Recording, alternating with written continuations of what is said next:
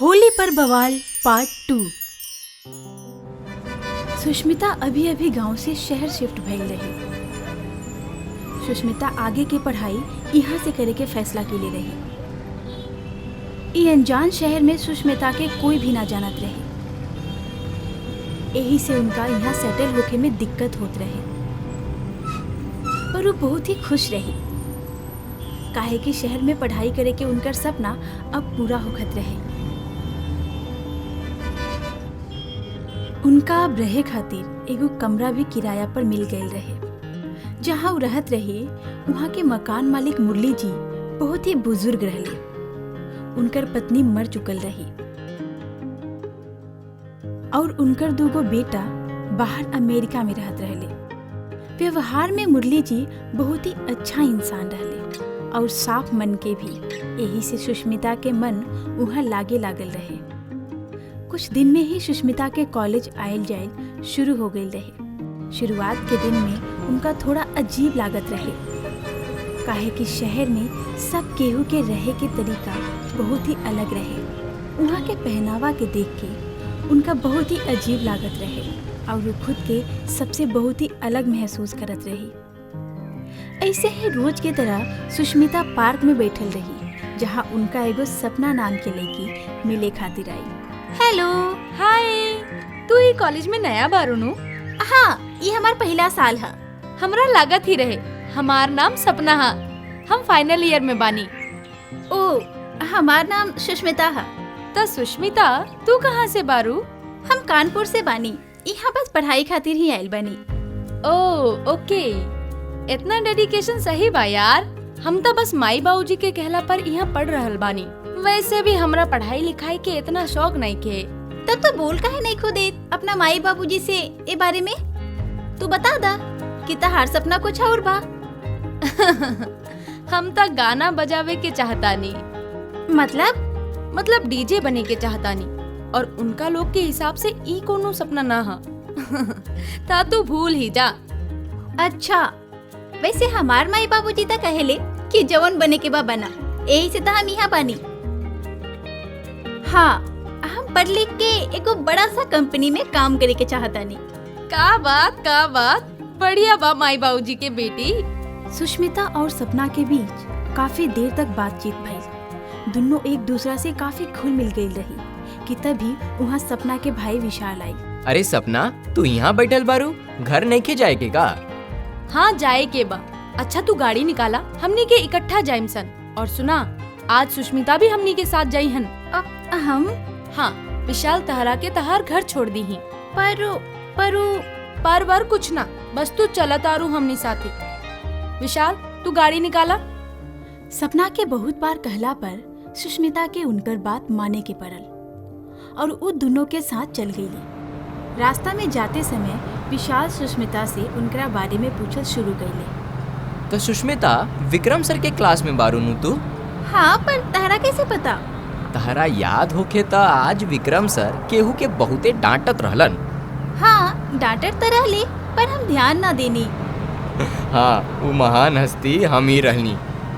Oh sorry, पर हम ध्यान ना देनी।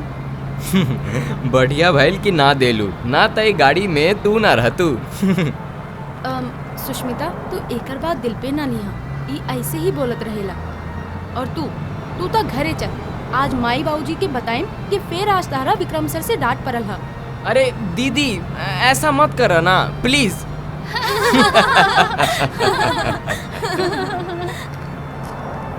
तीनों एक दूसरा के साथ काफी घुल मिल गए रहले। थोड़ा देर में ही विशाल सुष्मिता के ओकरा घरे ड्रॉप कर देलक। अगला दिन ही सुष्मिता, सपना और विशाल इकट्ठे रहे लगले। अब तीनों में काफी गहरा दोस्ती हो गई रहे और कुछ दिन में ही कॉलेज में होली की तैयारी शुरू होके लागल रहे। और दूसरा तरफ सुष्मिता के मुरली अंकल भी अपन मकान के सारा किराएदार खातिर पार्टी रखले रहले। ये देख के सुष्मिता काफी खुश हो गई और वो विशाल और सपना के भी इनवाइट कर देली। सब केहू होली खेलत रहे और ओकरा बीच में ही विशाल और सुष्मिता एक दूसरा की तरफ खींचत चल गई। वो दोनों सब केहू से बच बचा के एगो शांत जगह ढूंढ ले। बाहर काफी शोर बाटे नु। हाँ बहुत वैसे हमनी के कमरा में चल सकीला सन।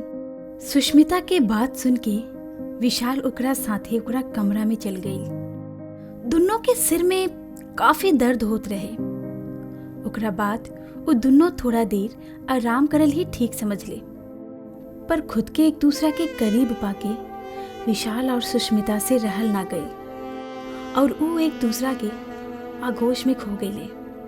वो दोनों के पता ही ना चलल कि कब वो कुंवारापन के सारा हद पार करके एगो नया जिंदगी के शुरुआत कर गई कि तभी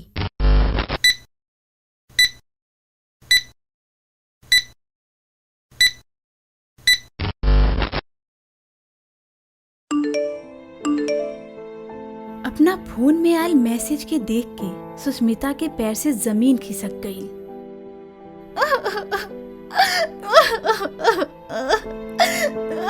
उनका कुछ भी समझ ही ना आवत रहे कि आखिर उनका साथे ही का हो गई।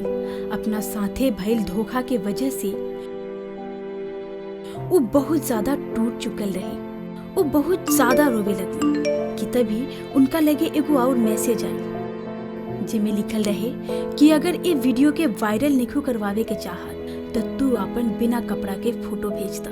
ये पढ़ के सुष्मिता अंदर से और ज्यादा टूट चुकल रही। वो अपन साथे भइल धोखा के बदला लेवे के सोचली और उस सीधा थाना में कंप्लेंट करवावे गईली। जेकरा बाद पुलिस विशाल के हरकत पर ओकरा के पकड़ लेलक। पूछताछ कैला के बाद विशाल खुद के बेकसूर साबित कैलक, पर ओकरा अलावा वो कमरा में और कौन रहे एकरा से साफ पता चलत रहे कि विशाल बिल्कुल झूठ बोल रहल बा। काफी दिन तक विशाल से ऐसे ही पूछताछ कैल गई, पर ऊ अपन बात से टस से मस ना भइल। वहाँ दूसरा तरफ रोज के तरह सुष्मिता अपन घरे वापस अइली तो वहाँ उनका ओकर मुरली अंकल मिल गईले। बेटा तारा साथे जे भी भइल बहुते बुरा भइल। अगर विशाल के पुलिस छोड़ देलक तो हम तारा से वादा करतानी कि हम ओकरा के ना छोड़ेम। अंकल जी एगो रउआ ही बानी हमार सहारा ये अनजान शहर में। हम राउरी एहसान कैसे चुकाएम? अरे तू तो हमार बेटी जैसन बारू, एमे एहसान के कौन बात बा। मुरली अंकल से बात करके सुष्मिता वहाँ से चल गई और अपन कपड़ा बदले लगली कि तभी उनका नजर टीवी के ऊपर रखल एगो फोटो पर पड़ल।